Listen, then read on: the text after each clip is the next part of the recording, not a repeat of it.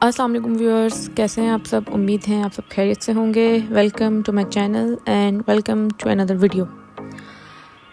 Viewers, 17 ستمبر 2025 پاکستان کے prime minister میاں محمد شہباز شریف اپنے سیاسی دورے پر سعودی عربیہ جاتے ہیں۔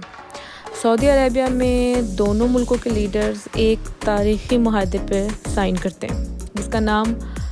پاکستان سعودیہ میوچل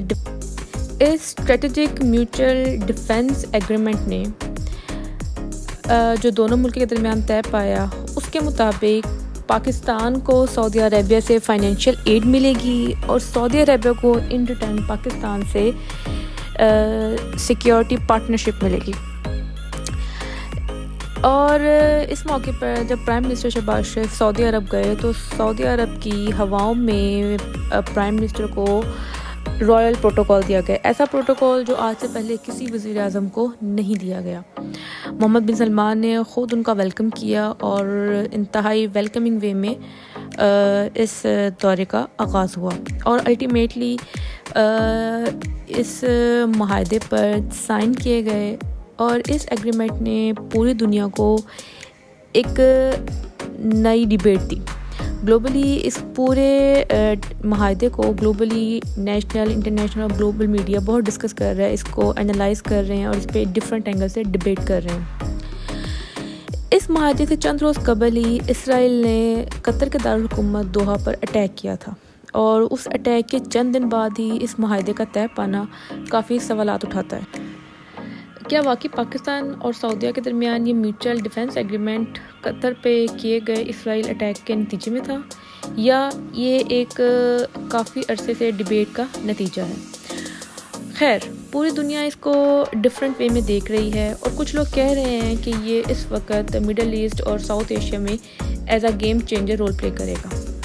دنیا کے بڑے بڑے براڈ کاسٹنگ چینلز اس کو ڈسکس کر رہے ہیں اور دیکھ رہے ہیں کہ آنے والے وقت میں اس کا کیا رزلٹ ہوگا اور باقی ملک ان پہ اس کے کیا کانسیکوینسز ہو سکتے ہیں، اور کس طرح سے مڈل ایسٹ ساؤتھ ایشیا کی جو جیو پولیٹکس ہے وہ اس ایگریمنٹ کے بعد چینج ہوتی ہے، اور پاکستان کو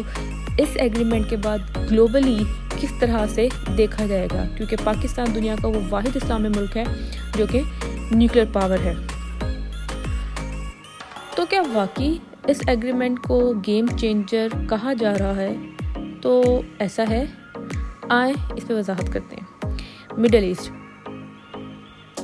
ایسٹ یعنی مشرق وسطیٰ، اگر ہم اس کی جغرافیکل پوزیشن کو دیکھیں تو Middle East is located basically in the centre of the earth. Middle East کے ایسٹ میں ایشیا ہے، ویسٹ میں یورپ ہے اور ساؤتھ میں افریقہ ہے، اور بیسیکلی مڈل ایسٹ جو ہے وہ ایسٹ سے ویسٹ اور ویسٹ سے ایسٹ میں، اور پھر آگے افریقہ تک، اینڈ دین تھرو اور آگے ٹریڈنگ کا بیسیکلی ایک کوریڈور ہے، یعنی ایک نیچرل برج ہے، اور اس برج کے تھرو جو ہے پوری دنیا کے اندر ٹریڈنگ پاسبل ہے۔ یہاں پر دنیا کی مشہور شپنگ روٹس ہیں، سمندری راستے ہیں، جن میں اسٹریٹ آف ملاکا ہے جو کہ انڈونیشیا اور ملیشیا کے درمیان ہے، اسٹریٹ آف ہرمز ہے جو ایران اور عمان کے درمیان ہے، اس طرح سوئز کینال ہے۔ اپنے ان تمام بحری راستوں اور اپنی جغرافیکل پوزیشن کی وجہ سے مڈل ایسٹ کو ایک اسپیشل امپورٹنس حاصل ہے، اور اسی وجہ سے اس علاقے میں، اس خطے میں کشیدگی رہتی ہے، کنٹروورسیز رہتی ہیں، اور یہاں کی اپنی ایک جیو پولیٹکس ہے۔ اگر ہم مڈل ایسٹ کی کنٹریز کو دیکھیں تو سعودی عربیہ، UAE، قطر، بحرین، عمان، ایران، عراق، ترکی، ایجپٹ اور یمن شامل ہیں۔ یہ ساری عرب کنٹریز ہیں، اور یہ ڈیولپنگ کنٹریز ہیں اور کافی رچ کنٹریز ہیں۔ ان ملکوں میں آئل اور گیس کے ریزروائرز موجود ہیں، اور یہ قدرتی وسائل سے مالا مال ہے، اور پوری دنیا کے اندر 50% سے زیادہ آئل اور گیس کی جو ٹرانسپورٹ ہے وہ انہی ملکوں سے ہوتی ہے، یعنی مڈل ایسٹ کو اس وقت دنیا کا فیول اسٹیشن کہا جا سکتا ہے۔ دنیا کے اس فیول اسٹیشن کو، یعنی یا پھر اس heart of global energy supply کو، مڈل ایسٹ کو اپنے اسی ریزروائر کی وجہ سے خاص اہمیت حاصل ہے۔ لیکن جیسے کہ کہا، جہاں ریسورسز ہوتے ہیں وہاں پر پھر ایک جنگ ہوتی ہے، وار آف پاور۔ اس خطے میں بھی اپنی پولیٹکس ہے، اور پولیٹکس کیسے ہے کہ جو میجورٹی عرب کنٹریز ہیں وہاں پر سنی اکثریت ہے، جبکہ ایران شیعہ اکثریت ملک ہے، اور ایران کے جو شیعہ گروپ ہیں وہ باقی عرب ملکوں میں جیسے سعودیہ میں، یمن میں، عمان میں، ان میں سرگرم رہتے ہیں اور وہاں کی پالیٹکس کو اثر انداز کرتے ہیں، اور دوسرے یہ ملک ایران کے ان شیعہ گروپس کو اپنے ملک کے اندر مداخلت تصور کرتے ہیں، اور اس طرح سے ایران اور باقی عرب ملکوں کی ایک جنگ رہتی ہے۔ اسپیشلی اگر ہم سعودی عربیہ اور ایران کی بات کریں تو سعودی عربیہ اور ایران کے درمیان ایک عرصے سے کشیدگی رہی ہے۔ یہ دونوں ملک ڈائریکٹ لڑائی نہیں کرتے، بلکہ ان کی لڑائی بیسیکلی ایک پراکسی وار ہوتی ہے۔ پراکسی وار اگر کہا جائے that is not a direct fight اور اے ڈائریکٹ وار۔ یہ وہ وار ہوتی ہے جس میں دو ملک ڈائریکٹ نہیں لڑتے، بلکہ دوسری کنٹریز یعنی فائٹ اور وار تھرو ادر کنٹریز، یعنی دوسرے ملکوں کو یوز کر کے ان کو فنڈنگ کر کے اور ان کو یوز کر کے اپنی لڑائی جو ہے وہ لڑتے ہیں۔ جیسے اگر ہم بات کریں یمن میں ایک عرصے سے جو جنگ ہے وہ جنگ کس طرح سے ہے کہ شیعہ جو حوثی گروپ ہے، یعنی جو شیعوں کی جو ایک مسلک بنے ہوئے ہے یمن کے اندر، ان کا ایک گروپ ہے، اس گروپ نے اس کی حکومت کو ختم کیا اور اب وہاں پر جو ہے قابض ہیں۔ اس حکومت کی وجہ سے پھر سعودیہ نے یمن پہ اٹیک کیے تاکہ وہاں پر اس جو یمن کی حکومت تھی سابقہ اس کو بحال کیا جا سکے، اور اس وجہ سے انڈائریکٹ یمن پہ سعودیہ اور ایران کی جنگ ہے جس کو ہم پراکسی وار کہتے ہیں۔ اسی سرد جنگ کی وجہ سے، اسی سیاسی گرما گرمی کی وجہ سے یہ خطہ انسیکیورٹی کا شکار ہے۔ ان سب عرب ملکوں کی اپنی اپنی آرم فورسز تو ہیں ہی، لیکن ان ملکوں کے پاس جدید ویپنز، میزائلز اور میزائل ڈیفنس سسٹمز نہیں ہیں، اور ان ملکوں کی جو ڈیپینڈنسی ہے اپنی سیکیورٹی کے لیے وہ مینلی امریکہ پر ہے۔ امریکہ ان کا سیکیورٹی پارٹنر ہے۔ ان تمام عرب ملکوں کو جدید اسلحہ، میزائل ڈیفنس سسٹم اور جو ان کو ہر لحاظ سے جو جنگی پریکٹسز اور ٹریننگ ہے وہ امریکہ پرووائڈ کرتا ہے، اور اس کے بدلے امریکہ ان پر ٹھیک کافی اثر و رسوخ پہ رکھتا ہے، اور یہ ملک امریکہ سے پھر مہنگے داموں اسلحہ لینے پر مجبور بھی ہوتے ہیں۔ اور ڈونلڈ ٹرمپ بارہا اس بات کو جتا چکا ہے کہ یہ عرب کنٹریز امریکہ کی سیکیورٹی کے بغیر سروائیو نہیں کر سکتے۔ 2019 میں بھی سعودی عربیہ کی آئل کمپنی ارامکو پر حملہ ہوا تھا، اس حملے کا ذمہ دار بھی ایران کو ٹھہرایا گیا۔ تو ایران کی جو بیسیکلی سرگرمیاں ہیں وہ خطے کے لیے ایک خطرہ ہیں، باقی ملک اس کو ایک خطرہ سمجھتے ہیں، جس کی وجہ سے ان کو سیکیورٹی کی ضرورت ہے، اور امریکہ ان کی اسی انسیکیورٹیز کو یوز کرتا ہے، ان کو سیکیورٹی پرووائڈ کرتا ہے، اور ان ریٹرن ان کے اوپر اپنا انفلوئنس رکھتا ہے، انہیں اپنے مہنگے داموں اپنا اسلحہ فروخت کرتا ہے۔ لیکن اس سب کے باوجود پوری دنیا جانتی ہے کہ امریکہ اسرائیل کی بیک پر ہے، اور اسرائیل اور فلسطین تنازع ایک لمبے عرصے سے چلتا آ رہا ہے، اور یہ دونوں ملک بھی مشرق وسطیٰ میں آتے ہیں، شامل ہوتے ہیں، اور پچھلے دنوں ایران اور اسرائیل کی کافی عرصے جو ہے وہ جنگ رہی جس نے پوری دنیا کو اثر انداز کیا۔ لیکن اب حال ہی میں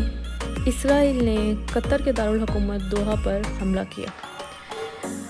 اس بات کے باوجود کہ امریکہ ان ملکوں کو سیکیورٹی دے رہا ہے، اس کے باوجود اسرائیل نے قطر پہ حملہ کیا، جبکہ قطر کے اندر امریکہ کا بہت بڑا ملٹری بیس ہے۔ تو اس اٹیک کے بعد باقی عرب ملکوں میں اس بات کا تھریٹ ہے کہ اب وہ بھی شاید محفوظ نہیں ہیں، اور شاید ان کو امریکہ کے علاوہ کسی اور نیوٹرل یا ایک تھرڈ سیکیورٹی پارٹنر کی ضرورت ہے، اور شاید یہی تھریٹ، یہی ان کا جو انسیکیورٹی ہے وہی اس پاکستان سعودیہ ڈیفنس ایگریمنٹ کی وجہ بنا، کیونکہ یہ سارے ملک اب امریکہ پر ڈپینڈنسی کو ختم کرنا چاہ رہے ہیں کہ وہ اس قدر امریکہ پر ڈپینڈنٹ نہیں ہو سکتے ہیں، کیونکہ جس طرح سے امریکہ اسرائیل کی بیک پہ رہا ہے اور بیک پہ ہے، یہ باقی عرب ملک کے لیے خطرہ بنتا جا رہا ہے۔ تو 2025 17 ستمبر پاکستان کے پرائم منسٹر 2025 17 ستمبر پاکستان اور سعودی عربیہ کے درمیان یہ جو میوچل ایگریمنٹ ہوا، یہ بیسیکلی اسی انسیکیورٹی کے پیش نظر ہوا جو کہ کافی ٹائم سے ڈبیٹ میں تھا۔ پاکستان کو ہمیشہ سے ہی سعودی عرب نے فائنینشلی سپورٹ کیا۔ اس وقت بھی پاکستان کے 26 لاکھ ورکر سعودی عربیہ میں کام کرتے ہیں اور ان سے ہر سال ملینز آف ڈالر ریمیڈنس پاکستان بھیجا جاتا ہے اس طرح سے۔ اور جب پاکستان کو فائنینشیل ایڈ کی ہیلپ کی ضرورت پڑی، ہر لحاظ سے سعودیہ نے اس کو سپورٹ کیا۔ اسی طرح سعودی عرب کو بھی جب سیکیورٹی کی ضرورت پڑی ان کو، تو پاکستان نے ان کو سپورٹ کیا، ان کی ہیلپ کی، کیونکہ پاکستان وہ واحد مسلم ملک ہے پوری دنیا میں جو نیوکلیر پاور ہے۔ ان ساری باتوں کے پیش نظر جو ایگریمنٹ سائن کیا گیا ہے، وہ ایگریمنٹ کافی اہمیت کا حامل ہے۔ اس کے جو پوائنٹس ہیں وہ کافی کروشیل ہے اور کافی امپورٹنٹ ہے اور کافی براڈ بیس ہے۔ یعنی ان کے ابھی تو جو پوائنٹس آئے ہیں ان کی اتنی ڈیٹیل دی نہیں گئی، وضاحت دی نہیں گئی، اور آنے والے وقتوں میں دیکھا جائے گا کہ اس کی کتنی وضاحت دی جاتی ہے، کیونکہ یہ عرب ملک ہزاروں ملین ڈالرز دینے کے باوجود، خرچ کرنے کے باوجود، امریکہ کو دینے کے باوجود بھی اپنی سیکیورٹی کے حوالے سے خدشات کا شکار ہیں۔ پاکستان اور سعودی عربیہ کے درمیان جو یہ معاہدہ طے پایا ہے، جو کہ ریاض کے الیمامہ پیلس میں دونوں ملکوں کے سربراہان نے، سعودیہ کے کراؤن پرنس محمد بن سلمان اور پاکستان کے پرائم منسٹر میاں محمد شہباز شریف نے اس ایگریمنٹ کو سائن کیا۔ اس میں جو بیسک 4 پوائنٹس ہیں وہ یہ ہے: attack on one means attack on both, یعنی اگر دونوں میں سے کسی ایک ملک پر بھی اٹیک ہوا تو دونوں ملک اس کو اپنے لیے اٹیک مانیں گے، اپنا تصور کریں گے۔ یعنی اگر کل کو سعودیہ کے اوپر کوئی اٹیک ہوتا ہے تو پاکستان ڈائریکٹ اس جنگ کا حصہ بنے گا۔ اور اسی طرح پاکستان کی تو شروع سے ہی رائیولری انڈیا کے ساتھ رہی ہے، تو کل کو اگر انڈیا کوئی ٹیررزم اٹیک کرتا ہے پاکستان پر تو سعودی عرب اس کو اپنے اوپر حملہ تصور کرے گا۔ دوسرا مین پوائنٹ یہ ہے کہ دونوں ملک اپنی انٹیلیجنس اور ملٹری کارپوریشن کو پروموٹ کریں گے اور سپورٹ کریں گے۔ تیسرا مین پوائنٹ نیوکلیر امبریلا، یعنی پاکستان کی نیوکلیر پاور، پاکستان کے اٹامک اور نیوکلیر ویپنز اگر ضرورت پڑی تو سعودی عربیہ کے استعمال میں آئیں گے۔ پاکستان کے فارن منسٹر خواجہ محمد آصف نے یہ کہا کہ بالکل اور بے شک پاکستان سعودی عربیہ کو ایک نیوکلیر امبریلا پرووائڈ کرے گا اگر سعودیہ کو ضرورت پڑی تو۔ یہ ایک بہت بڑی بات ہے اور اس کی بہت زیادہ ڈیٹیل ہے، لیکن پاکستان کس لیول تک جا کے اپنے نیوکلیر ویپنز سعودی عربیہ کو پرووائڈ کرے گا، اس کے بارے میں کچھ کہنا قبل از وقت ہوگا، اور یہ آنے والے وقتوں میں دیکھا جائے گا کہ اس ایگریمنٹ کے اس پوائنٹ کو کس حد تک اوبے کیا جائے گا۔ اور چوتھا پوائنٹ یہ ہے کہ this agreement is only defensive in nature, یہ صرف ایک ڈیفینس ایگریمنٹ ہے دونوں ملکوں کے درمیان، اور اس کا مقصد کسی تھرڈ پارٹی کے اگینسٹ نہیں ہے۔ اب دیکھنا یہ باقی ہے کہ آنے والے وقت کے اندر آنے والے وقتوں میں یہ ایگریمنٹ کس حد تک جائے گا اور دونوں ملک کس حد تک اس کو سپورٹ کرے گا۔